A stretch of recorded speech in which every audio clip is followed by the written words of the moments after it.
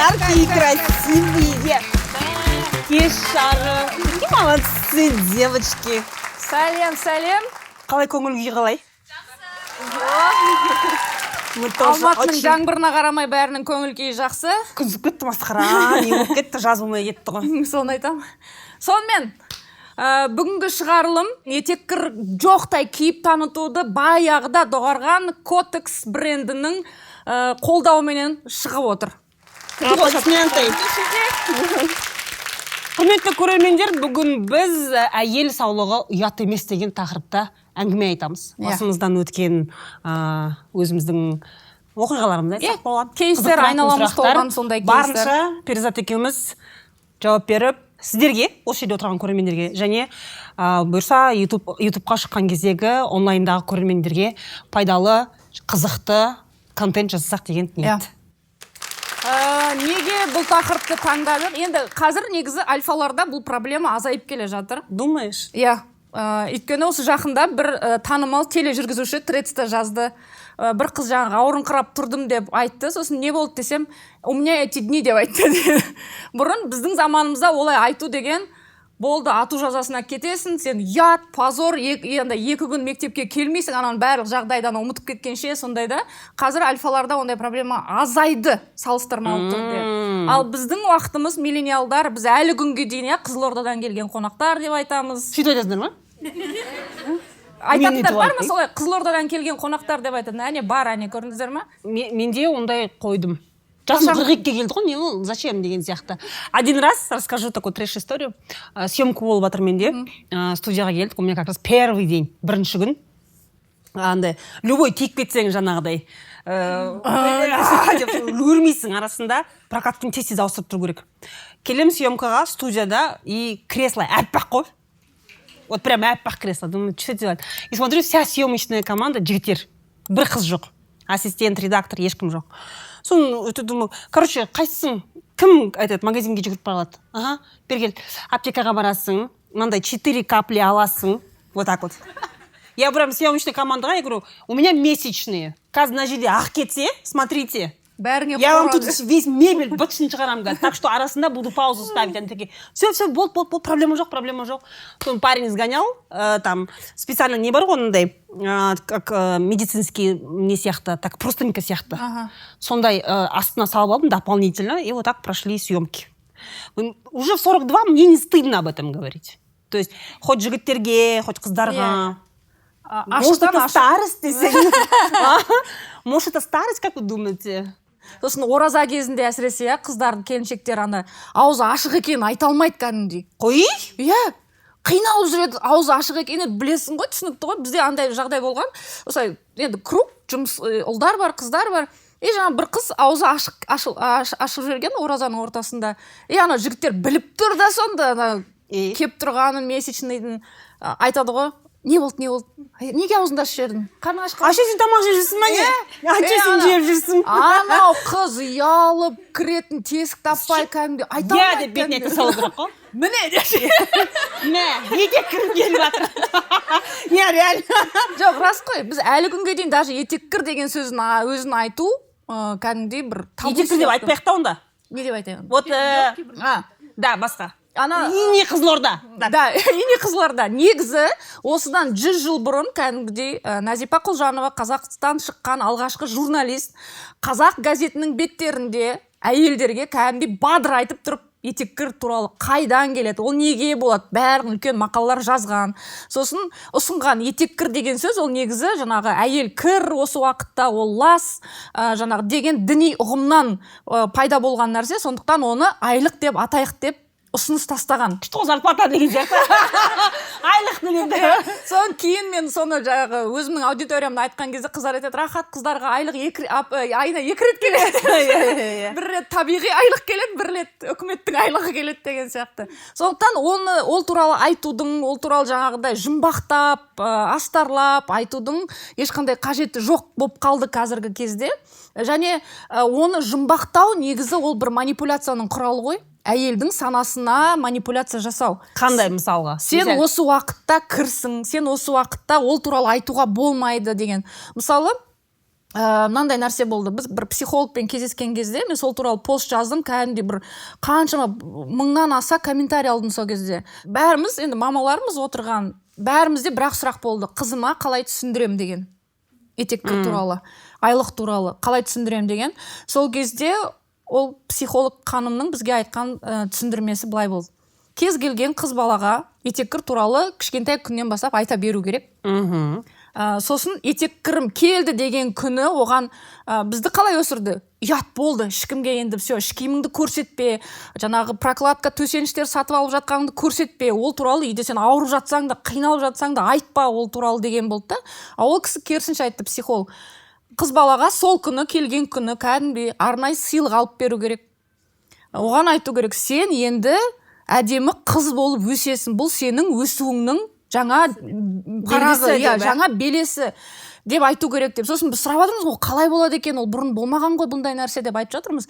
Сосын айтады: жоқ дейді, мысалы сүндет тойда біз ұлды кәдімгідей оған табынамыз ғой, жаным, поклонение пенису, жаным, той в честь пениса, оған ақша береміз, оны кәдімгідей үрлейді, кәдімгідей аналар ше бәрі фу деп ше, мысалы. Все мы знаем, что здесь мысалы да тойханада 200-300 адам отыратын болса, бәріміз не үшін киіп отқанымызды біліп отырмыз, иә? Не үшін киіп отырмыз? Осы мал сойылып, сыйлық алынып, шапан жабылып, музыка, тамада не үшін киіп отырмыз? Бір нәрсеге. Не үшін? Потому что бір нәрсенің басын чек еткізу. Да. А что, почему неге айлық туралы сондай айлық той деген? Жоқ, бұрын негізі көшпенді халықтарда қыз балада алғашқы етеккір келген кезде әрине той жасамаған, бірақ ауылдың қыз келіншектері жиналған бір жерге, и бәрі ана қызды қорқытпау үшін оған өздерінің кейстерін айтқан. Менде осылай болған, осындай жасымда келген, менікі ауырып келген, ауырмай келген деген сияқты жаңағы бүкіл әртүрлі лайфхактарын айтқан. Енді ол кезде мынандай жаңағы төсеніштер жоқ. Ол кезде жаңағыдай не қолдануға болады, қалай қолдануға болады, соның барлығы айтылған, балаға түсіндірілген. Оған жаңағыдай ешқандай қорқыныш, бұл табу, бұдан ұялу керек деген нәрсе болмаған. Сонда, подожди, сонда қорқытпаған ба не? Болды, енді тыныш жар. Жоқ деген. Қорқытпаған. Давайте микрофон беріңізші, қыздар, расскажите, где вы первый раз узнали? Бірінші болып, бірінші келген кезде қандай ощущение болды? Қалай болды? Что, какой-нибудь трэш расскажите? Қайырлы кеш, сіздерді көрген өте қатты қуаныштымын. Мен цикл туралы маған мамам толыққанды түсіндіріп айтып берген болады. Сондықтан да мен қорыққан жоқпын. Мен оған дайын келдім. Сен нешінші жылғысың, мамаң нешінші жылғы? Мен 2005, мама 78-ші жылғы. Толыққанды айтты. Біздің үйде 4 ұлға ешқандай сүндет той жасалынған жоқ. Зачем деді. Сондай адекватты. Ну, посему деп. Жоқ. Үйде көп балалымыз, бірақ та бізде өсірген бойынша ұлдың да 2 қолы, қыздың да 2 қолы, бір жаны бар деп өсірген болатын. Сондықтан да бізде андай сен қызсың, сен үй алу керексің, сен мынандай болу керексің деген ондай ештеңе жоқ. Жай ғана осылай ғана өсірген болатын. Осы жерде толыққанды айтып кететін болсам, мен қазір 3-ші курспын, ғылыми биологияда оқып жатырмын. Яғни адамды да қандай түрі жан бар, соның барлығын зерттеймін. Қазіргі таңдағы проблемалардың бірі ол адам өзінің денесі туралы ештеңе білмеуі.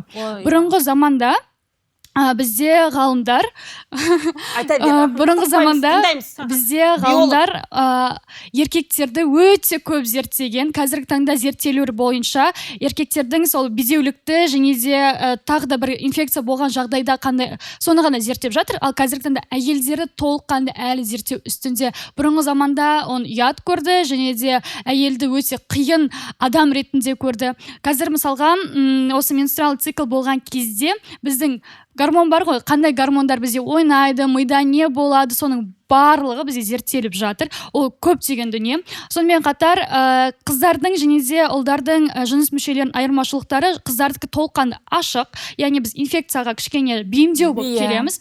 Ал ерлердікі ол енді оларды құрылысы да өздері екеуінде құрылысы қиынырақ, әрине, бірақ та еркектерде көбінесе сперматозоидты не істеу, түзу және де оны енгізу, тестостеронды бөлу болып табылатын болса, яғни олар сондай ғана құрылым. Сен мына жаққа отыршы.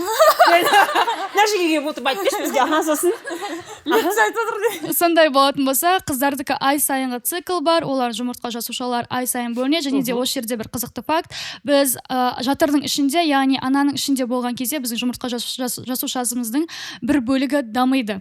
Сол кезде уже дамып жетіледі. Ал шыққан кезде, яғни осындай подростық кезде бізде ол уже цикл ретінде дайындалып, яғни овуляция сол барлығы болады. Енді менструальный циклға келетін болсақ, бұл жерде көп қыздар, яғни көп қыздар деймін, бес саусақ бірдей емес. Циклдың қалай жүретінін, және де оны андай қазір таңда овуляцияны эволюция деп сондай айтып бастады ғой. Эволюция деп айтатындар бар. Эволюция. Овуляцияны, эволюцияны басталды дейді. Эвакуация, менде эвакуация деп сондай қылып айтады да, негізі. Өйтіп айтпаңдар, YouTube қарап отқандар өйтіп айтпаңдар. Ят болады. Ят болады, вы что? Бұл біздің табиғат дүниеміз, яғни бір айдың ішінде бізде 4 фазадан өтеміз. Біріншісі осы бізде менструальный фаза болатын болса, яғни ол 1 мен 7 күннің арасында болады, немесе ол ұзақта болуы мүмкін, бірақ та максимальный 8 сондай күн ғана болады. Түсіндіңдер ма? Айлық 7-8 күн деп жатырмын. Периодтап берейін де қазақшаға айтайын. Одан кейін көп қыздардың ошибкалары бұл жерде өздерінің циклдарын қарамау, яғни ұмытып кетеді. Біріншіден маған мәз болып айтады, мысалға маған 2 ай келген жоқ, маған 3 ай келген жоқ, бір рахаттанып қалдым ғой деп. Сен рахаттанған жоқсың, бұл жерде сенің организмің кричит на жерде. Себебі адамның организмі бұл жерде өте қатты ақылды. Адам организм бүкілінде де өте қатты ақылды болып келеді. Оны кейінірек айтам. Бұл жерде және де жинауық, отдельно жинауық, саған бөлек камера. Кешірім сұраймын. Давай. Содан кейін 7-8 күн дальше екінші фаза. Одан кейін бізде фолликулярный фаза болып келінеді. Бұл жерде бізде бір жұмыртқа жасушасы жарылады, былайша айтқанда дайын болады. Одан кейін овуляция фазасында кім үйленген, сол кезде бала жасауларыңызға болады. Себебі осы жерде сіздерде бала жасауға мүмкіндіктеріңіз көбірек болады. Овуляция кезде бала жасаймыз. Аха, дальше. Одан кейін жігіттер овуляция қарап жүрсіңдер ғой әйелдерінің. Оның да тест бар кәдімгідей.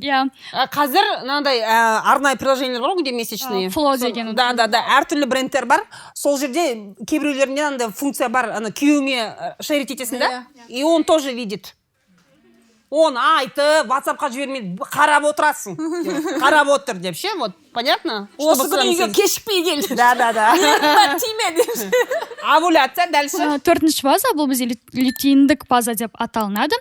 Яғни бұл жерде біз кішкене айдың соңына қарай бәріміз шаршаңқы боламыз, әлсіз боламыз, кішкене ашушаңдық болады. Осы жерде қырып жойғымыз келеді ғой. Осы 4 кезеңде бізде 4 түрлі гормондар ойнайды. Неше түрлі гормондар ойнайды? 4 түрлі емес, әрине көп. Сондықтан да осы циклға қарап тұру керек. Енді инфекцияға және де адамның организміне келетін болсақ, негізінен адамның организмінің ақылдылығы мынада. Егер де сіздің жігітіңіз жүріп келіп, өзіңізге сіз уверенный болатын болсаңыз, жігітіңіз жүріп келетін болса, подожди. Андай сыртқа енді өзі измена жасайтын болса, сөйтіп айтса, ашығымен ұялмаймыз, айта бер. Измена жасайтын болса, одан кейін бізде қандай, одан кейін яғни жыныстық қатынас болғаннан кейін бізде қандай өзгерістер болады. Біріншіден біздің кіші дәретіміздің түсі өзгеруі, жасыл немесе көк түске өзгеріп кетуі, ол бізде уже инфекцияға болуы бар. Және де бізде менструаль циклда ол мысалға выделение бар ғой, оның өзінің түсі қоңырға немесе месячный түсі қызылдан қою қоңыр түске өзгеріп кеткеннің өзі бізге организм кричит: помоги мне, я уже не могу деп айтып жатыр. Және де циклдың өзі ұзақ күн, яғни 30 күн болатын болса, немесе арасы 15 күн сайын, немесе 7 күн сайын келе беретін болса, уже организм айтып жатыр: жаным, мені апаршы, мен ішім уже не істеп жатыр, күйініп жатырмын деп. Себебі бұл табиғи заңдылық болғаннан кейін ұялмау керек. Одан кейін мен сұрағым, биолог болған... Мен уже нормально, дайындап отырмын, бүгін өзі өткізе берші программада. Давай сұрақ. Биолог ретінде мен күйінетін дүниенің бірі, бізде мектеп кезінде бұны үйретпейді негізінен. Және де мектеп кезде мысалға, егер де қателеспесем, 8-9 сыныпта толыққанды жыныс мүшесі туралы айтылады. Бірақ та мұғалімдер үйде оқып келесіңдер, немесе бұл бетті жауып тастаймыз да келесі сабақты өтеміз дейді. Иә, сондай да бар. Әсіресе қазақ мектептерінде сондай. Иә, бұл тақырыпты өтіп кету, бұл өте қатты ошибкалардың бірі болып табылады. Себебі бұл адамның организмі, сен өзіңнің денеңді білмейтін болсаң, сен өз-өзіңе не жасайсың, зиян жасайсың да, соның кесірінен сен өзің страдать етесің. Сондықтан да менде бір андай кішігірім миымда жүрген сұрақтың бірі, не себепті осы биологияда ашыққанда айтылмайды, және де биология пәнін, мысалға бізде 7-ші сыныпта уже қыздар дамып қояды ғой. Кейбір ата-аналар менструациялық циклда қыздарына айтпайды, ят деп ше. Егер де осы биология пәнін кішкене 5-ші сыныптан бастап балалар кішкене үйретіп бастаса, қалай болушы еді деген сұрақ менде. Мысалы, сен мынандай қазір спор бар, кім үйрету керек деген, ата-ана ма, мектеп пе? Сен қай жағындасың? Ата-ана. Вот мен де ата-ана деп. Өткенде мен бір бағдарламаға барам, сол кезде жаңағы 3 әйел адам отырмыз, бір ер адам отыр. Ер адам айтады да, мен балаларыма айтпаймын өлсемді. Ол ят. Ондай нәрсені айтуға болмайды балаға деп. Біз оған үшеуміз жабылып жақтан түсіндіріп жатырмыз да, балаға бірінші кезекте ұрып кетпедіңдер ма? Үшеуің жабылып. Ұялдым десең. Андағы көз жасынан қорықтым десең. Ұят дейді, яғни мектепке ысырып жатыр да, мектеп үйретсін дейді. Бірақ ол бала мектепке барғанша ол нәрсені білу керек. Бірінші кезекте, мен айтам, 3 жастан бастап бала іш киім ережесі дегенді уже біліп бару керек. А ол мектепке барып деп тұрса, вот сол кезде проблема сол кезден басталады. Айтады, жаңағы кішкентай балалардың педофилияның жаңағы құрбандығы болып жатқанның үлкен себебі бала білмейді. Өзін қорғауды білмейді. Атын білмейді, ол нәрсеге тиісуге болмайтынын білмейді. Өйткені ата-ана қой деп қой деп. Сосын не болады, серая зонаға түсіп қалатын нәрсе, ата-ана жыныс мүшесінің атын айтпайды. Иә. Ана жер дей береді. Да. Ұстама дейді, хорошо, ұстама дейді. Ладно, шығуға болмайды, ұстауға болмайды, ладно. С этим я согласна. Бірақ дұрыс айту керек та оны. Иә. Дұрыс айтып, вот это правила трусиков қой ең басты. Сол нәрсені үйрету керек. Правила трусиков это обязательно. Оның сосын көп күйеулер, наверное, бететін шығар да. Мамаң айтады. Мамаң сөйлейді. Ұлға да қызға да мамаңмен сөйлес дейді. Мамасы мектеп сөйлесін дейді. Сонымен екі ортада бала қалып қояды. Ал бала 4-5 жаста ол өзінің жынысын негізі зерттей бастайды. Ол кәдімгідей іздене бастайды. Мен ұлмын, мен қызбын, неге менікі кәдімгідей гениталиялар әртүрлі деген сұрақтарға ол жауап іздей бастайды. Ал біз ол кезде не істейміз? Ұят болады. Сен кішкентайсың. Иә, сен әлі кішкентайсың, өскенде білесің деп баланы шегере береміз да. Сосын мектепке келгенде басталады биология кітабына. Осылай. Біріне бір жаңағаны қара деп ше осылайдан. Не ол күлетін нәрсе емес, ол кәдімгі біздің биология. Біз сол нәрсе, бұл сол тәнменен біз кем дегенде 50-70 жыл өмір сүруіміз керек. 72-75 жыл қазір. Орташа жас па? Иә. Әйелдікі де еркектікі де ма? Примерно, еркектер ертерек өліп қалады енді. Мужики раньше умирают, это их вина. Потому что ни при чем. Мы тут вообще ни при чем. Потому что рожать рискованнее. Роды это очень сложный, рискованный процесс. Мына биолог айтады. Бұл өте қиын, вот это смещение тазовыйден ашылуы. Вообще бір өліммен тең. Бірақ 4-5 бала туады да, әйелдер ұзағырақ өмір сүреді, еркектер тумайды, бірақ ертерек өліп қалып жатыр. Причина в чем? Нездоровый образ жизни. Алкоголь. Курение, больницаға бармайды, чекап жасамайды, ұйқы дұрыс емес, проблема с агрессией, жұмыс істей алмайды агрессиямен. И, соответственно, агрессиямен жұмыс істемеген кейін не істейді? Это депрессия, депрессивное состояние, өмірге қызығушылық жоқ. Да, өзі бала тәрбиесіне, жаңағыдай балаға тәрбие, оның жыныстық тәрбиесі жайлы, оның қаржылық тәрбиесі жайлы, балалармен, әйелімен сөйлеспегеннен кейін ол өзін жалғыз сезінеді. Вы замечаете, мужчин, который жастары 40-50-де диванда жалғыз өзі пультпен отыратын. Ешкім сөйлеспейді онымен. Үйде еш қады жоқ, ақтөс ағайлар. Ақтөс ағай деген прикол білесіңдер ма? Понимаете? Дым кадры жоқ. И он же сам себя это... Почему? Потому что балалармен дұрыс коммуникация не істемейді да, мұғалім үйретсін. Шешесі бар, шешесі үйретсін. А на женщине все не может быть. Бұл жерде бір ер азаматтың бір еңбегін несін құнсыздандыру емес, проблема в том, что они сами себя обесценивают.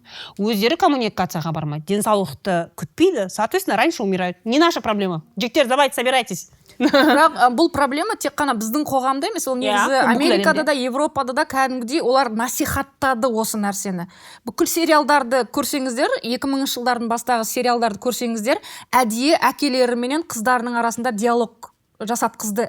Олар кәдімгідей сценаристерге айтты, біз сауаттандыруымыз керек, әкелер қыздарымен осы туралы ашық сөйлесе алу керек балаға. Өйткені енді өмірде жағдай көп, мысалы, иә, шешең өліп қалуы мүмкін, үйде болмай қалуы мүмкін сол сәтте. Енді күтіп отырмайсың ғой, шешең келгенше тұра қыса тұр бұтыңды деп айтпайсың ғой. Сен балаға түсіндіруің керек ол нәрсені. И сол нәрсені ол сол 2000 жылдардың бастарында кәдімгідей мен кішкентай күнде сол кезде сериалдарды көрген кезде таңғалатын, мә мыналар ұятсыздар айтып жатыр кәдімгідей әкесі қызына деп ше. Әкесі барып прокладканы сатып алып қызына әкеп беруді процесс қылып көрсететін, сөйтіп олар қоғамды үйретті. Біз әлі оған енді келе жатырмыз. Біз әлі күнге дейін көп қыздардан хат алам, жаңағыдай жігітім, күйеуім бармайды, ұялады, айтсам болды, сосын оған ақша бермейді деген көп нелер айтады екен жігіттер. Ақша бермейтін, білмейтін папаларын жасырған, давай темку давай, там микрофон бермеймін дейді, давай. Андай бар ғой, бізде жыныс мүшеміз ашық болғаннан кейін, бізде адам болғаннан кейін барлығымызда түк өседі. Сол кейбір қыздар соны толыққанды алып тастайды. Ол негізі өте қате болып есептелінеді. Себебі шугаринге бармайсыңдар қыздар. Жоқ, толыққанды алып тастау емес.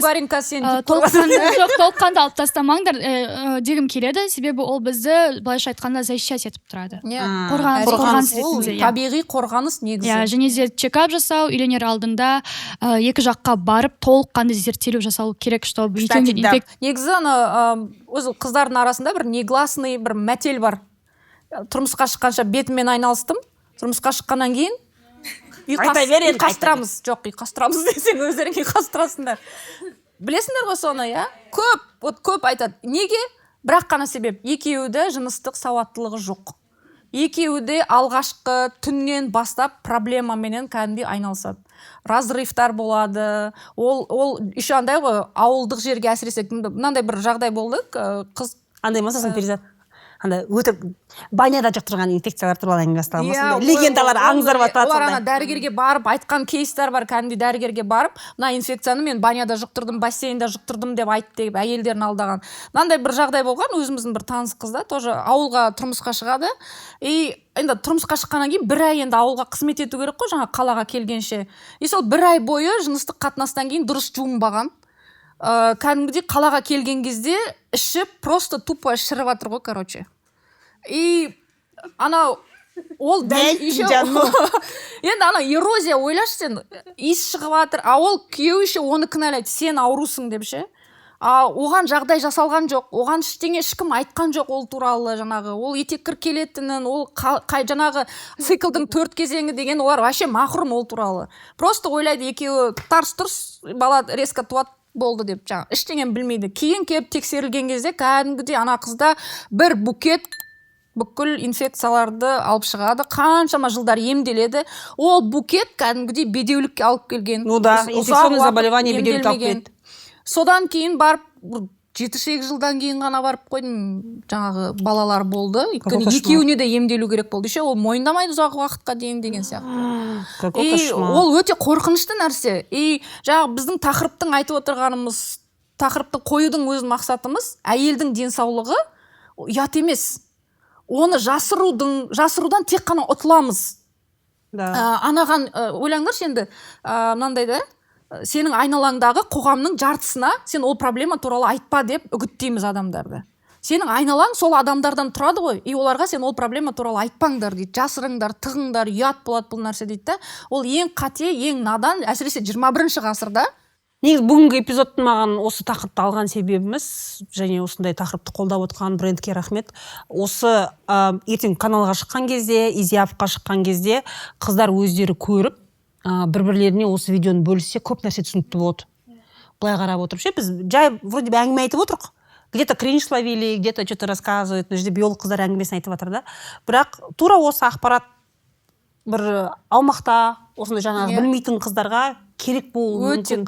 Сондықтан да ютубта көрермендер резидаға обязательно сілтемені бөлісіңіздер. Өзіңіздер танитын қыздарға, құрбыларыңызға, сіңлілеріңізге каналға жазылыңыздар, лайк қоямыз, комментарий жазамыз. Ехала. Менде осыған қатысты трэш история бар. Менің 6-7 жасымда месячныйым басталды.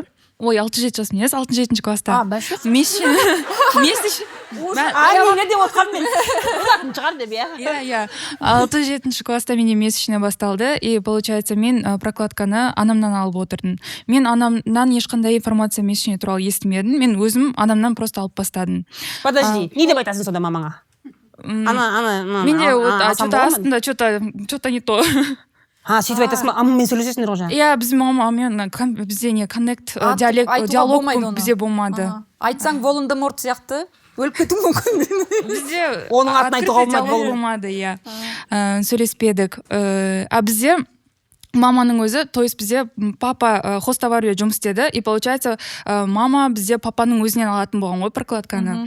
Мама екеуміз үшін де прокладка алғандықтан папада сұрақтар пайда бола бастаған. Содан кейін мама айтқан, енді сенің қызыңда да месячный басталды ғой деп, сол кезде папа айтқан, месячный тек қана тесіктерге келеді ғой деп. Бірақ иә недеген қараңғы. Бұны мен уже көп 18 жасқа толғаннан кейін барып мамам күліп отырып айтып отырды, сен папаң өйстіп айтқан деп. И бұл бір трэш история, ал менің сұрағым мындай еді. Қазір мен, получается, күйеуге тидім. Ауырып жатқан кезімде күйеуімді попросила маған әкеп берші деп прокладка. И сол кезде күйеуім айтады, что оның мамасына месячный болмаған, мен саған әкеп бермеймін. Железная логика. Железная логика. Мамада болмаған, сенде де болмау керек деген. Енді мамасы өмір бойы тыққан ғой, значит. Иә. Понимаешь, ол балалары білмейді мамасында, ол жаңағы мамасы пәк, короче. Ол түрсе кимейді. Иә. Ол түрсе кимейді. Ол жаңағы туалетке бармайды. Сөйтіп айтты ма? Иә, бергісі келмейді. Мәссаған. Ну, бірақ ол трэш емес, ол реальный историялар, ондайлар өте көп. Кімнің жігіті или күйеуі прокатқа бермейді? Бармайды магазинге. Әкеле қойшы десең. Бір ситуация болған, внезапно келіп қалды, и магазинде жол жөнекей қатты ауырсынып тұрмын, әкеп бере қойшы, магазин там через дорогу деп айтқам, сол кезде намыстанып, жоқ, мен қазір кассадан алып барған кезде қалай болады, сосын маған келіп жатыр деп ойлап қалады ғой, кассирша дейді.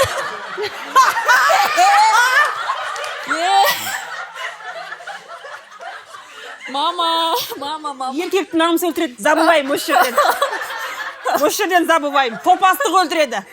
Сонда До этого я думала, что он адекватный, потому что біраз нәрсеге нормально қарайды, Роза ханым сізді тоже тыңдайды. И сол нәрсе айтқан кезде менде мынандай перезагрузка болып қалды, в смысле, а как деп. Сонымен сол жерде тұрып, қырық пышақ болып қырылып қалдық. Ақыр соңында өзім бардым, Казанода жоқ болып кетті уже. Ужас просто. Мә жігіттер сауаттарын ашсан. Проверка на прочность. Это реально? Нормальный жігітті прокатқа жібересіңдер ғой. Бірінші свиданияда деп срочно барып келді. Купи, пожалуйста, деп. Қайынкеш қыздар, менде сұрақ енді осы ер адамдарға қатысты білімнің жоқтығы ғой, негізі. Иә, манадан бері. Сол жалпы ер балаға қатысты. Мен 2 ұлым бар. Ер балаға бұл жайлы айлық туралы қашан және қалай айту керек? Мысалы, сізде 2 ұл бар ғой. Менде бар 2 ұл. Білет ұлдарыңыз уже. Соны өмірлік опытыңыз туралы бөліссеңіз, жалпы қашан және қалай айтқан дұрыс ер балаға осы туралы, айлық туралы. Дұрыс сұрақ негізі, өте өзекті. Ұлдар барлардың бәрі. Өзі балалар сұрайды ұл бала. Сол 6-шы, бұл жерде мынандай мәселе, жаңағы кімнің мамасында етек кір жоқ еді? Сен жігіттің мамасында етек кір жоқ қой. Мен ондай мама емеспін да. Мен ондай мама емес. Менде үйде тұрады прокаткілер. Тұрады тампонда, тұрады прокаткіде тұрады, одан проблема жоқ. Кәдімгі косметикамның арасында тұруы мүмкін. Сосын, когда болезненный месячный болған кезде, мен жатам үйде выходной алып. Сосын ұлбалар жалпы балалар сұрайды, мама не болды, ауырып жатсың ба? Да, у меня месячные деп айтам. Вот, айта берем, да, но по сути былайда бір сол примерно жаңа сен айттың ғой да 6-7 сынып, примерно сол уақытта айттық қой деймін 2 ұлға да. Өйткені сұрайды, мынау не, мынау не деп сұрайды. Сол кезде ютубта өте көп сондай видеолар бар. Анимациямен көрсетеді циклдың жүргені ше, қалай вот весь процесс. Соны планшетті қойып, сөйтпесе, міне осындай процесс. Вот у меня здесь такой процесс проходит. И не только у меня, у всех женщин так. Ертең мектепте, класстас қыздарыңда егер киімінің бүлінгенін көрсең, масықтаушы болма. Наоборот, көмектес, барып кел аптекаға деген сияқты. Вот так объясняли. Вот ваш организм, да, ұлдар, сендердің организмдердің қыздардікінен отличается. Надо об этом знать. И мен никогда жасырған емес. Мен ауырам ба? Ауырам деп айтам. талып бара жатсам талбатым деп айтамын мысалы үшін да.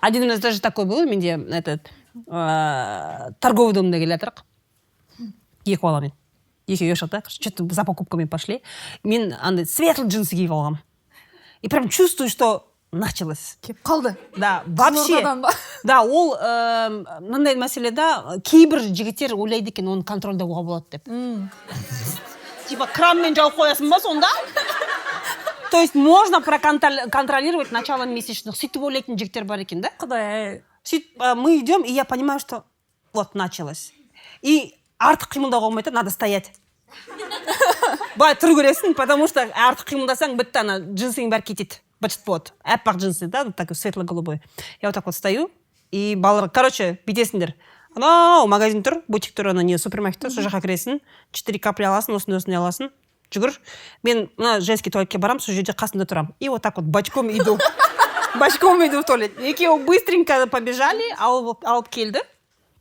и туалетта ситуацию спасли. То есть с этим проблем нету. Это, наоборот, снимает напряжение. Ол балаға айту керек.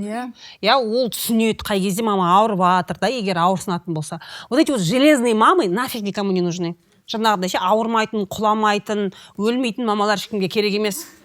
Поэтому онда тұрған ештеңе жоқ. Қатты кетіп қалғандай циклымды жаттап ал менің деп айтып жүрмеңдер балалар. Жоқ, өзінің нормасы бар, бірақ біліп, егер сен ауырып жатсаң, көмектесе алатындай. Эмпатия болатындай. Да, эмпатия. Ертеңгі күні ол да ертең үйленеді, қызбен жүреді, чтобы не было такого, чтобы у него этих тараканов не было. Я жаңағыдай сен жігітің ба? Мен маған келіп жатыр деп ойлап қалады деген әңгіме. Не деген ми ол, иә? Ойлашы. Я сондай болмас үшін ол балаға айту керек. Я қызға ғана айтсақ болды, ол балаға керек емес деген нәрсе жоқ. Ол сол нәрсе негізі мектептерде де дұрыс жасалмайды. Бізде валеология сабағында қыздарды қамақ қоятында ұлдардың бәрін шығарып жіберетін. Ja, сұрақ қойдық айттық, мектепте как с этим бороться? Шығарып жібереді. Мұғалімдермен ұсталып не істейміз? Бір жерге жинап айтамыз ба? Тыңдату керек, осылардың бәрін айту керек. Просто айта беру керек бұл туралы. Негізі ол ұялатын нәрсе емес, ол енді бәріміздің ортақ мүддеміз ғой, еркектерде, әйелдерде ұрпақ өрбіткісі келеді ары қарай. Дені сау ұрпақ өрбіткісі келеді. И адамның, қыз баланың денсаулығы сол циклдың дұрыс келуінен басталады негізі. И мысалы тоже бір прямой эфирде әлі күнге дейін есімде бір психолог екем сөзге келіп қалдық прямой эфирде еще. Қоймайды маған, еркектерде гормон бар, тестостерон. Олар соны игере алмай қалады деп. Мен айтам, бізде бәленбай гормон бар. Ол американский горки. И біз ешкімді зорламаймыз, ұрмаймыз ол уақытта. Біз қамалып аламыз да кәдімгідей өзіміз қолымызға ұстап кәдімгідей. Ауырып, бұратылып ататын қыздар бар кәдімгідей. Есінен танып қалатын қыздар бар кәдімгідей. Ауырған, до того это больно. Вот жігіттер сендер ол ауруды мен білмеймін, сендерге оқ тигенмен бірдей ол почти. Вот шын айтам, вот это очень больно, да. Это очень больно. Менде универде сондай болатын. Один раз в универде туалетке еле добралась и толқын. И весь декан подумали, что я наркоманка. Сен не шақырды да, скорый шақырды, сөйтіп не істеген кезде, они вот маған жаңа анкетировать етіп, не істеп, қолым бәрін тексеріп, я наркоманка или что деген сияқты. Айтпаймын, там Ну, то есть настолько такие спазмы, да? Надо было объяснять, у меня спазмы такие, вообще. Саламатсыздар ма? Ондай негізі ауыратын жағдай болады. Мен универде оқып жүрген кезде часто сондай жағдай болатын. Мен сабақтан қайтып кететінмін. Мен ағама хабарласам, енді нақты не жағдай болғанын айтпаймын, бірақ ауырып тұрмын, үйге апарып таста деп айтам. Ол үн-түнсіз келіп, мен үйге апарып тастайтын. Ұйықтап тұрам, қоятын. Сабақтан қалмайсың, после обеда қайттан баратын сабаққа. Қазір уже жұмыс жасаймыз ғой. Әлі күнге дейін болады андай жағдай. Бірақ енді жұмыс жасап жүргеннен кейін үйге қайтып кету деген болмайды ғой. Ағама звондай алмайды. Мен ауырып тұрмын, обычный. Олай уже айта алмайсың. Универде бір күні конференцияға қатысу керек болды. Сол кезде сондай жағдай болып ауырдым. Мен конференцияда отырып жыладым. Мен қашанғы солай үйге қайтып кете берем. Каждый раз ауырған кезде я должна это побороть деген сияқты. Ертең мен жұмысқа кірген кезде мен жібере бермейді ғой бастығым каждый ай сайын. Содан кейін олай үйге қайтпайтын болдым. Жұмыста болады кейде жағдайлар. Обед уақытына жақындаған кезде ұйықтап қалам. Бір күні жұмыста. Обедке де шыдайсың сол. Жоқ, олай ондай қатты болмайды. Өзі бір моменттер болады, уақыты келеді сол ауыратын. И сол обед жақындаған уақытта. Бір күні жұмыста ұйықтап қалдым. Ешкім оятпаған. сондай жағдай болған, наверное, енді түсінген шығар. Ұйықтап қалдым да бір дыбыстан ояндым. Сөйтіп жанында бір жігіт жүр, сағат қанша болды десем 4 жарым. Нормально так тебя выпало, да? Олар айтқан шығар, мынау мау бас ұйықтап. Жоқ, көбісі білмейді ғой, әртүрлі стереотип болады ғой. Біреуде у кого-то настроение. Ну хорошо, уже более-менее қазір мейнстримда бар, мысалы ПМС дейді да. А у меня ПМС деген кезде более-менее түсінікті да. Но не всегда это какие-то плохое настроение, да? Это слабость. Вот прям слабость болады, ұйқың келеді. Құсқың келеді. Бір кездері солай жұмыста, ну это единственный момент был такой, что скорый шақырдық. Ну глюкозам түсіп кеткен деген сияқты қылып айтты. Мен шыдап отырдым. Уже болмағаннан кейін бастыққа айттым, скорый шақырды. Сонымен больницаға барып, врач тоже еркек болып шықты. Не себепті деп сұрай береді. Мен ашық айттым, осындай деген сияқты. Уже ол жаста уже ашық айта алатындай болдым. Басында енді кішкентай кезде айта алмайсың, ал кезде уже ашық айта бересің деген сияқты. 20? Ну, шамамен 22 жастарда. Жасөспірім қыздар бүйтіп айта алмайды ғой. Білмеймін енді 22 жастарда, наверное, біздің қыздар айтатын сияқты уже ше. Солай, қазіргі таңда уже ондай прям ауырмайды. Или уақыт өте келе өзі өзгеріп кете ма білмеймін ғой. Әркімде әртүрлі. Сосын андай миф бар, тұрмысқа шыққаннан кейін қояды деген миф бар. Өтірік. Ол да өтірік. Өтірік, мен тұрмысқа шыққам, сосын айтады, бала туғаннан кейін қояды. Ол да өтірік. Өтірік қыздар, не ведитесь? Мен ойлауым мүмкін қазір күйеуге тисем, вот, например, да, жаңағыдай жұмыста ұйықтап қала бересің, ауырасың, талып қаласың. Так, күйеуге тисем, маған гинеколог айтты, мен күйеуге тисем, бала тусам қояды деп. Сөйтіп, оқып текетпеңдер, өтірік ол. Оны маған да айтқан. Талай рет күйеуге шықсаң қояды дегендей. Бірақ әлі шықпады. Я не повелась на эту прикольную десей. Өзі қойып кетті, уақыты келе өзі қойып кетеді екен. Окей. Мұнда бер. Қасындағысыздар. Айтсалым дейді. Сәлеметсіздер ме? Мен осы спазм жайлы айта кеткім келіп тұр. Менде месячный 7-ші класста басталды. Ол кезде біз карантинде едік. Қазір мен 1-ші курс оқимын. И мен солай ауырып жүрдім. Мамам қатты ауыратын білетін. Сабақтан всегда мен сұрап алатын осындай уақыттарда. И бір кезде мен 11-ші класстың осы көктем кезінде анализ тапсырамын. Анализ крови, прям полностью чекап өтем. И оказывается, менде ферритин жоқ екен, D3 прям 0 екен. Ходячий мертвец болған екен, оказывается. Сөйтіп, мама тұрады, ничего не знаю, короче, сам витамин әперем деп, маған әпеткізіп, мен кәдімгідей ішіп жүрмін, напасиден ішіп жүрмін. И сөйтіп, мен сол ішіп бастағаннан кейін барып, спазм, ауырсыну мүлдем болмай қалды. Әпсе мен сол талып қалатындай болып ауыратын едім. Үйде жатып алып.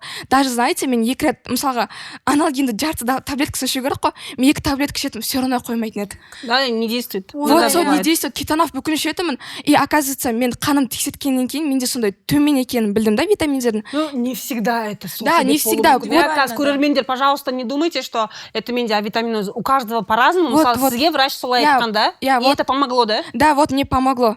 Негізі мен басқа нәрсе бойынша тапсырған тоғым анализі, бірақ ол месячный жағына маған қатты көмектесті. Мен сол кезде мама рахмет айттым, мама рахмет депші. Сондай грамотный мамаларға барлығына шын мәнінде сіздер балаларыңыздың өмірін кәдімгідей жеңілдетіп жатырсыздар. Мұнда беріңдерші, анау қызға. Айтывасын, қой отыр. Сәлеметсіздер ме? Сіздер көргеніне қуаныштымын.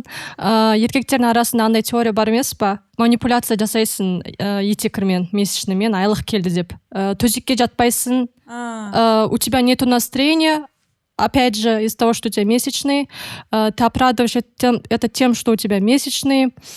Осындай нәрселерге еркектердің арасында Тредстада да сондай бар. Бір бәле деп айтып шықсан, маған месячный келді деп айтады. Настроениесі жоқ болса, маған месячный келді деп айтады. Не себептен еркектер олай ойлайды? Бірінші сұрақ. И не себептен еркектер осы айлық месячный жағынан ешқандай қалай айтсам болады, қолдау жоқ па? Вообще қолдау жоқ емес, білгілері келмейді, ешқандай информация оқылары келмейді. Біз айтпаймыз. Біз айтпаймыз, сыбырлап сөйлесеміз. Айтпағандықтан. Кірген кезде, жұмысқа кабинет келген кезде, у меня месячный, не нервируйте меня сегодня деп айтасыңдар. Сегодня у меня месячный деп. Нервіма тимеңдерші, мен месячныйімге басым ауырып отыр өзі деп айтасыңдар. Да, вот сондай, да? Сол себептен еркектер. Айтпау, жасырудың, мен ойлаймын, біріншіден ондай стереотиптердің болуы, содан кейін жаңағыдай сіз айтқандай манипуляция жасап, это, ой, ауырып жатыр, мынау деп өтірік айтады деп сенбейді дейді. Өйткені әйелдердің көпшілігі жасырады. Осы бұл әңгімені ашық айтпауда деп ойлаймын. Осылай мысалы күшті ғой, отырып мына жерде бәріміз спокойно айтып отырмыз. Классно же, безопасное сообщество, да? Шын мәнінде бұл қыздар үшін, жігіттер үшін де пайдалы ғой. Енді біз андай не навязываем свои проблемы сіздерге ше, мысалы. Просто ол туралы білу керек. Ол кәдімгі базалық білім. Ол бір артық сіздерге бір микробиологияны жаттап алыңдар, химияны жаттап алыңдар деп жатқан жоқпыз ғой. Сенің жаныңдағы серігіңнің көңіл күйіне әсер ететін, денсаулығына әсер ететін, сенің бала-шағаңның денсаулығына әсер ететін дүниені білуге тиіссіздер деп ойлаймын. Ол одан миларыңыз жарылып кетпейді. Өзі айына 4-ақ жаңағы бір цикл бар, бүйтіп айналып келетін, соны жаттап алсаңыздар болды. Вы самый ең андай құрметті әке, адал жар, аяулы жаңағы әке болып есептелесіздер, олайынан істейтін болсаңыздар. Сондықтан это просто сендерге плюс. Мен ойлаймын, бір жағынан бар ғой, ер азаматтардың осында бүйтіп осы тақырыпқа бүйтіп түсініп ашық қарағысы келмеуінің себебі жаңағы мәдени әртүрлі тарихи стереотиптер, діни стереотиптер, таза емес деген сияқты бөлектеу. Әлі күнге дейін жер планетасында сондай қоғамдар бар.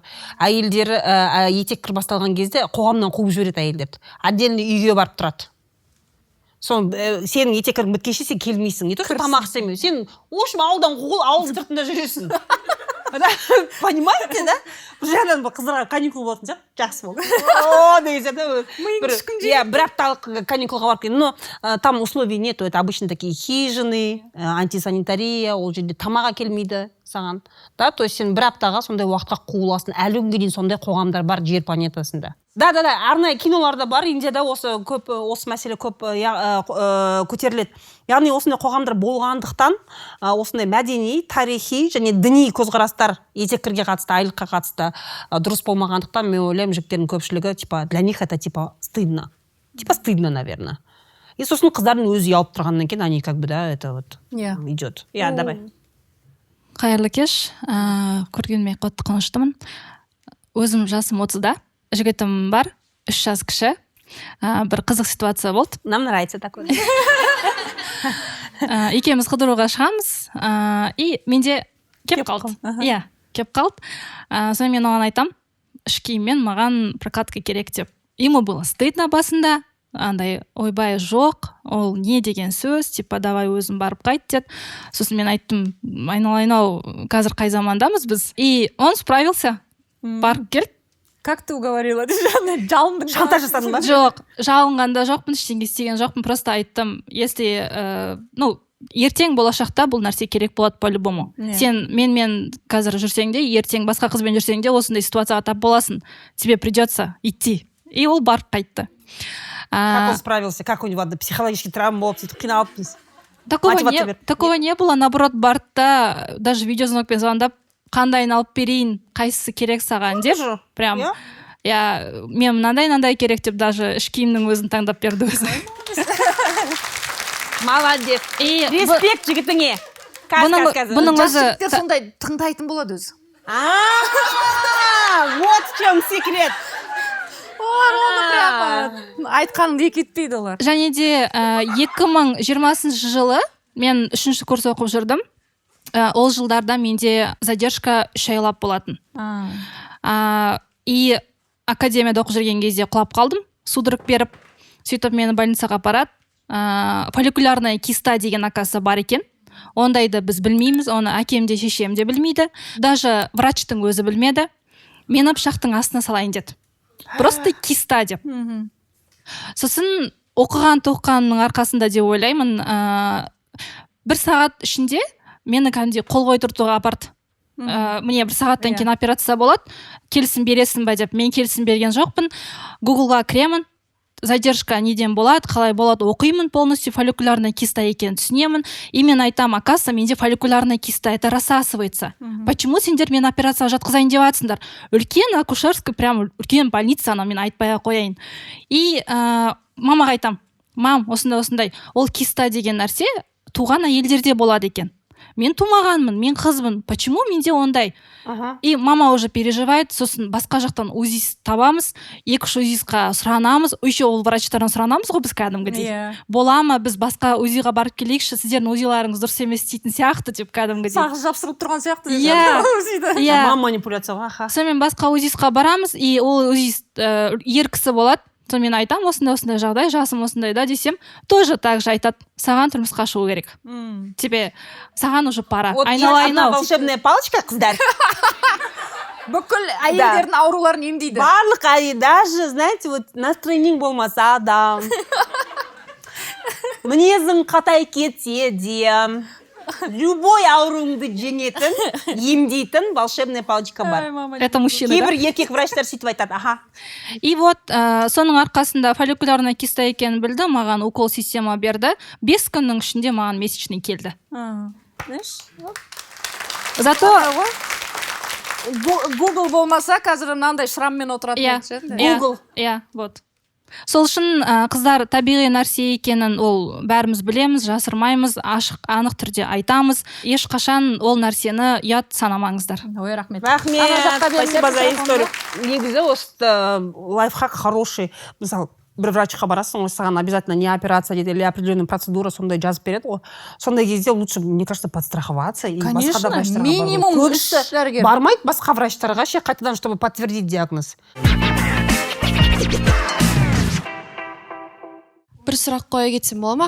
Вот айтып жатыр қой, барлығымыз тіпті әйелдердің қоғамында да жасырынды болады осы месячный деген нәрсе. Вот менде бір сұрақ, неге еркектердің сүндет тойын біз дүркіретіп тұрып жасаймыз да, ал әйелдердің месячный келгенін жасырып қаламыз? Айлық той айтып отырмын, жасау керек. Жасау керек, болды. Жасаймыз десек. Все мамам, қыздары бар мамалардың бәрі келісім беріңдер. Жасаймыз деп. Оның барлығы айтып отырмын ғой, айтуға байланысты. Енді осыдан 100 жыл бұрын ғана ол нәрсені қозғады. Одан кейін енді ол зиялы қауымның барлығы, білесіздер ғой, репрессияға ұшырады, олардың айтатын құралдары болмады. Одан кейін соғыс болды, дедік бәрі. Енді қалпына келіп, енді біз қазір өз құқығымызды қорғап, өзіміздің жағдайымызды, денсаулығымыз бұл біздің, біз оны ойлап тауып отқан жоқпыз. Мен кішкентай күнде ең алғашқы сол кринж айлыққа қатысты мектепте болды. Сыныптасым прокладкасы сумкасынан түсіп қалды. И класстас ұлы алдыдан көтеріп алды да класс бойы ашып алып жүгіреді ғой. Туғысатып ұстап ше. Қарандар деп ана қыздың атын атап айғайлап ше. Вот. И бізді сондай қылып нетті саған ғой жаңағыдай. Сол уақытта мектепте мұғалімдер де ол балаға бір адам қой деп айтқан жоқ мысалы. Бәрі айтты, көне сал, болды. Әзілдейді ғой, қоя сал, ойнай салды деп. Мысалы, мен ол кезде білмеймін, мысалы, ол әйелдің құқығы екенін ол туралы айту. Бізде бәріміз, ойбай деп анамен бірге күліп тырқылдап жынды адам сияқты жүрміз да, мысалы. Қазіргі балаларға солай істесең, мне кажется, месячныйды басына кигізіп жібереді қазіргі қыздар ше. Қыздар ұрып кетеді ғой, жабылып барып ше, деп па. Иә. Туалетте тағап па. Сен қуан саған мұндай келмегенде. Да. Ну, это кринж. Иә, оның бәрі айтуға байланысты. Ол біздің уақытымызда ол айтылмайтын айтып отырмын. Бізде кәдімгідей валиологияда ұлдардың бәрін шығарып жіберетін далаға, олар лағып футбол ойнап кетеді, и бізге отырады. Тыңдаңдар қыздар. Так, мынау келейін деп жатыр сендерге. Бұл деген өте сондай лас нәрсе, бұл келеді. Ұялып жүріңдер. Иә, ұялып бұттарыңды қысып жүріңдер. Енді андай ұлдарменен даже қол ұстасуға болмайды. Қол ұстасаңдар, уже сүйіссеңдер, забеременеете деген сияқты әңгіменің бәрі. Да, все да такое слышали, да? Конечно. Сөйтіп айтты ғой, қолын ұстасаң, сүйіссең кеттің деп ше. Саламатсыздар ма, қайырлы кеш. Жаңағы етеккір тақырыбы менің семьямда талқыланбайтын. Менің анам ол жайында айтуға мүлдем тыйым салынған. Менде әкем де болды, ағам да болды, інім де болды. Мен оларға мүлдем білдіртпейтінмін. Менде қызсыз ба сіз? Жоқ, 2 қызбыз. Мен үлкені болдым. Менде бірінші келді. Иә, ұзақтау келді, бір 20 күнде келді, бірінші келген кезде. Сосын өте ауыр сынып келді. Мен сол кезде шыдап білдіртпей, уже басым айналып бастады ғой, етеккірім ұзақ келгеннен. Сол кезде уже сұрай бастады, неге бүйтіп әлсіреп жүрсің деп. Ол кезде мысалы етеккір кезде мінез өзгереді, басқа қылады. Ал мені ол кезде, оның мінезі нашар, ол еркелеп жүр деп мені солай қабылдады. Иә, ұрбық бұл деп. И сол нәрсені мен мысалы әлі де анама түсіндіріп айта алмаймын. Етеккір тақырыбы ол жасыру керек тема емес екен, оны ашық айту керек екен. Енді қазір өзімде қызым бар, примерно 11 жасқа келіп тұр, осы 1-2 жылда келеді деген ойдамын, мысалы циклы. И мен сол тақырыпты мысалы қалай дұрыс түсіндіруім керек, өзім анамның қателігін қайталамас үшін да. Сосын мысалы әкесі бар, мысалы жолдасым бар, и інісі бар, ұлым. Солармен мысалы отырып ортақ ашық талқылау дұрыс па осы тақырыпты да. И цикл кезінде мысалы қызыма қалай көмек көрсету керек олар. мысалы оның ұят тақырып емес екенін, ол физиология екенін мен оларға қалай дұрыс түсіндіре аламын. Мне кажется, осындай ситуацияда помогают вот такие, знаете, мультфильмы. Мысалға да, папасы да отыр, жаңағы ұлыңыз да отыр, қызыңыз да отыр, сондай бір, білмеймін, планшетте, телефонда сондай мультфильмді қосып, соны талқылау. Яғни бір ол тақырыпты отырыңдар. Жиналыс болады. Жиналыс қазір, отбасылық жиналыс, маңызды әңгіме айтамыз. Партийный съезд жаңағы, ондай емес. Вот как-то вот легко бір контентті бастау арқылы ше. Бір мультфильм қарап отырып, бұл не деп жаңағы ұлыңыз сұрауы мүмкін. Сондай кезде, айтқан кезде осындай қыздар мен ұлдардың денесі әртүрлі болады. Міне сен ертең құрбы жаңағы класстас қыздарында да осындай болуы мүмкін деген сияқты. То есть в легкой, безопасной форме әр баланың өзінің жасына сай түсіндіру керек та. Өз жасына сай. Кішкентай болатын болса, кішкентай кезде қызығып сұраса.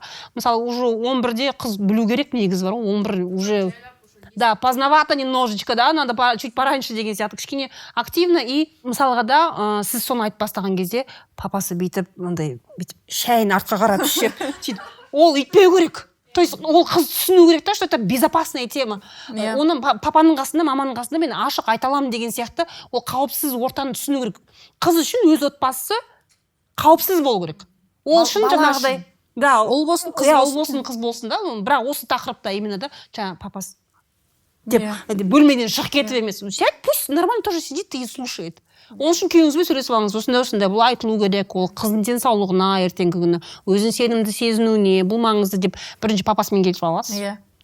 Сосын жаңағыдай мультфильм сондай немен бастап, можно вот так такой легкий разговор. Ақылдасасыздар ғой, отағасы, балалар өсіп қалды, олар осындай ақпаратты білу керек.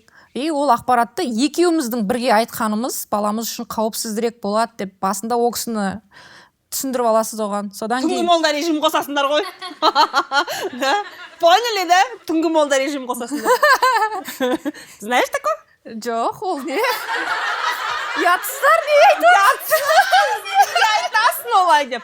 Комментарийде жазыңдар, қыздар түнгі молда не екен. Все, мен оқимын комментарийді осы жол десең, я. Кеш жарық, менде мынандай бір оқиға болған. 12 жасында келді, нақты ойнап жүрген кезде туалетке жүгіріп бара жатқан, ауылда тұрамыз, туалетке жүгіріп бара жатқан кезде ішімде бір түрлі күй болып кетті. Сразу туалетке кірем да, ашып қараймын. И мен шошып кетемін. Мен оған дейін менде ондай білім болған жоқ, маған ондай ұғымды ешкім үйреткен жоқ. Мен қорқып кетемін, мен балам, ойын баласын ойнап жүрмін. Бұл не болды деп ешкімге айтпаймын, жасырамын да бумага саламын. Бір ай сол 7 күн келді, 7 күн, менде қазір күнге дейін 7 күн келеді. 7 күн бумага салып жүрдім, қиналып, и соңғы кездерінде мамама ұстап қалдым, бумага бай өзім жатырмын айдалада, бумага айдалада жатыр. Ай, жаным ай. Сонда мамалар сұрамайды, білмейсің. Мен білмеймін. Примерно надо с этим справиться. 6-шы сынып оқимын. Мен жараланып қалдым деші. Мен жара болды деп ойладым. Мен бұны айтуыма болмайды, мен қорқам, бұл не деп, ондай жерден қан келеді, мен мүлде ондай білім болған жоқ. Сосын мамам көреді да, мынау не дейді. Мен айтамын, тізем жаралап алдым дейді. Ал тізем қайда дейді. Сосын жара жоқ. Сосын мен короче, менде осындай ауырып жатыр, келді деп айтсам, неге маған айтпадың деп мені ұрсып тастады. Мен қазір 2 сіңілім бар, 2 сіңіл әпкесімін деп бар. Оларға әлі де ондай білімді бермейді. Мамам сен айтса енді. Мен айтамын, оларға келмей тұрып айтып жатырмын. Менен кейінгі сіңіліме келді уже. Мен оған дейін айтып ескертіп, бұл норма, ол да ұялып жүрді. Мен айтам, бұл норма, бұл табиғи құбылыс, сен осымен қайта мақтан. Мамаңыз сондай білім бермесе, ол енді өмір ғой деп айтам. Хорошая сестра, молодец. Өмір ғой деп. Мамамен енді мен 9 сыныпта тағы бір оқиға болды. Сондай 9 сыныпта мен ол кезде уже спортшколада оқимын. Бізде білім 9 сыныптан бастап қана биологияда қыздардың мысалы матка туралы, осындай бағанағы биологияның пәннің артындағы бір оқуға болмайтын заттардың бәрін сол 9 сыныпта ғана өттік, оған дейін өткен жоқпыз. 9 сыныпта нешеде балалар? 14-теміз, 14-13. Сол кезде өтіп бастадық. И мен бізде жаттығу болады, мен өзім бокспен айналсам, ішіме удар тиді. И мен айтам, что-то үйге жүгіріп келіп айтам, солай тренировкадан кейін, мен что-то маткам ауырып тұрған. Мамам тұрады да, матканы сен қайдан білесің дейді маған. сен қыз қайдан білесің матқа дегенді. тура өстіп айтты. анашым мен айтам біз енді оқып жатырмыз ғой қазір биологияда біз осындай матка туралы әйел сізде де бар деп айтпады ма? Мамам ойлайды. Мамам түсінігі бойынша біз кішкентай балалар білмеу керек. Мысалы мен ананы естимін да андай іштен ғана күйінемін ше. Неге сонда біз деп енді айтпай ақ қояйын. Сондай бір іштен бір күйіну болды. Біз сіздерге қазір миф бастер деген шағын ойын өткіземіз. Біз сіздерге бір мифті айтамыз. Сіздер ол миф па, шындық па, соны айтуларыңыз керек. Дұрыс жауаптарға біздің сыйлықтарымыз бар. Не, с места не кричим, махма. Қол көтереміз. Давай, бірінші миф кетті. Бірінші миф. Етеккір кезінде суға түсуге болмайды. Бұл миф па? Қолында микрофон С места не кричим, десек микрофон ұстап алып. Миф дейді ғой. Микрофон сен не екен? Давай, неге миф деп ойлайсың? Неге? Ол бірінші тазалық. Бұл жерде әйел адам ондай месячный келген кезде жуынуға болмайды. Мысалы мен қазір мамамда да сондай бір. Енді баняға баруға болмайды әрине. Бірақ та әйел адам тазалығы бірінші өзінің денсаулығы міндетті түрде суға түсіп, бұл жер таза ұстау керек. Миф. Ол рас, миф екен рас. Ол суға айлық кезінде түсуге болады. Ол үшін тампондар бар. Котекс тампондармен суға түсуге, рахаттана демалуға, әрі етеккірді ойлап бас қатырмауға болады. Ол қолдануға барынша ыңғайлы болу үшін жібектей жұмсақ жабынмен, ал ағып кетуден қосымша қорғау үшін арнайы көк сызықпен жабдықталған. Демек ағып кету қаупі 0%, ал комфорт 100%. Оның үстіне осы котекста әр тампон кәдімгідей қызыл, жасыл, көксары бір ойыншық сияқты сыртын упаковка жасап тастаған.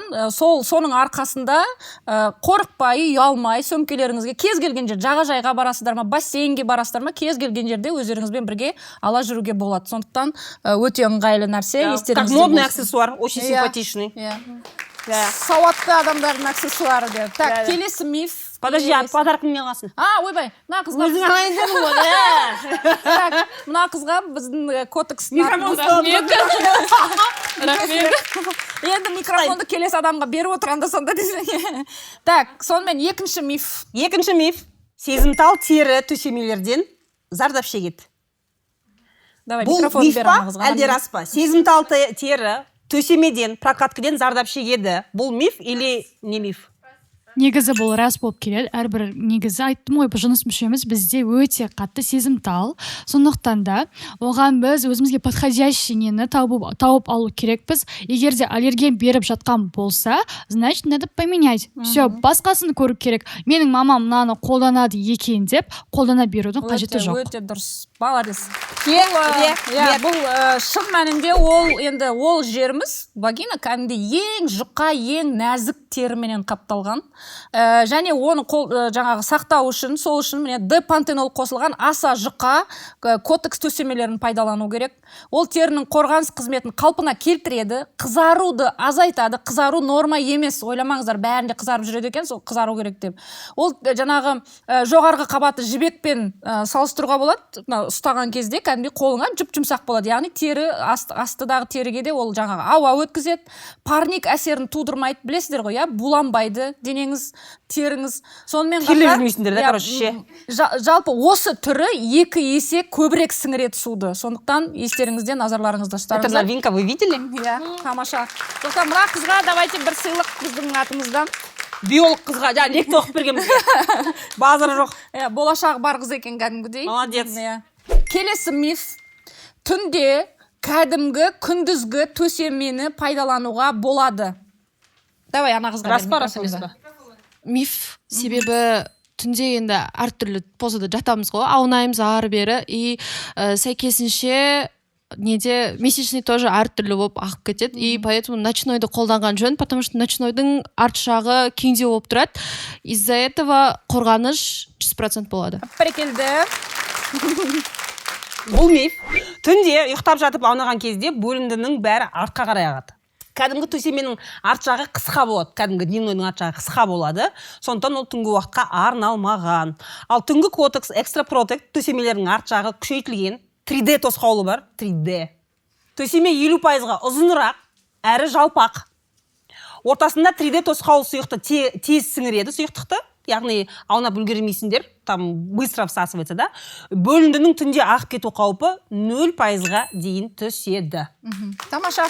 Ана қызға біздің атымыздан бір сыйлық, тамаша. Сонымен так 4-ші миф. Сосын осы жерде қосымша айта кетейін деген нәрсе. Мысалы, кейбір жігіттер ойлайды екен, күйеулер әсіресе жаңа қаржылық жағындағы, мынау айтамыз ғой енді, қаржылық сауаттылық төменділігі дейміз, осы жыныстық сауаттылықтың төменділігі, жаңағы әйелдер түнгісін, күндізгісін, тампонын бөлек алып жатады ғой, бұның бәрін қайтесін, бәрі бірдей емес пе деген бір ұстаным бар жігіттерде. Типа андай ғой, как будто бір аксессуар сатып алып жатқан сияқты. Ерігіп ақша құртып жатсың сен. Ерігіп. Саған нан зачем, біреуін алсам болды емес па деп. Вот сол үшін соны түсіндіру керек. Жаным, бұл түнде де келеді, ол саған түнекен ұйықтайын деп айтпайды ол деген сияқты нәрсені түсіндіріп айтуымыз керек. Жақсы ма? Ал келесі миф, давай. 4-ші миф. Етек жасы жыл сайын жасарып барады. Ол қазір қыздарға бұрынғыға қарағанда ертерек басталады қазір қыздарда. Бұл миф па әлде шын ба? Давай, микрофон қызға бере қойын.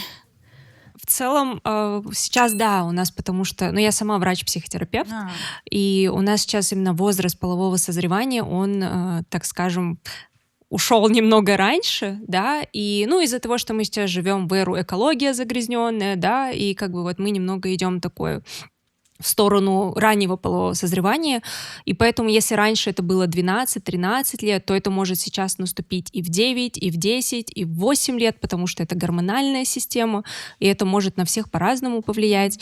И действительно, вот мы говорили о половом воспитании, это должно очень рано начинаться. То есть то, как наше тело взаимодействует, да, как это все проходит, мы должны очень рано об этом говорить и девочкам, и мальчикам, чтобы девочки были готовы, и мальчики тоже не высмеивали, да. Супер! Бұл шындық.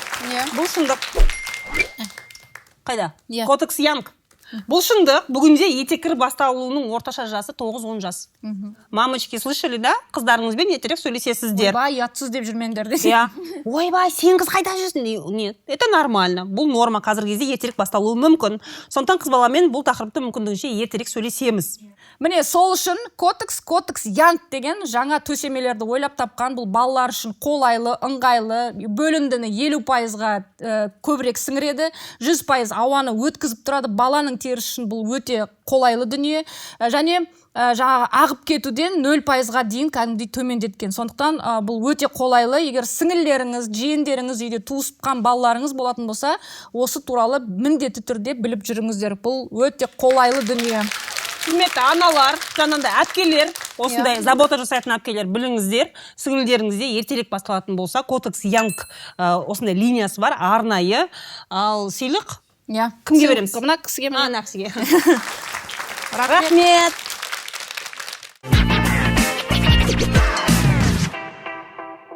Былай қарағанда, қазір біз осындай бағдарлама түсіріп отырмыз.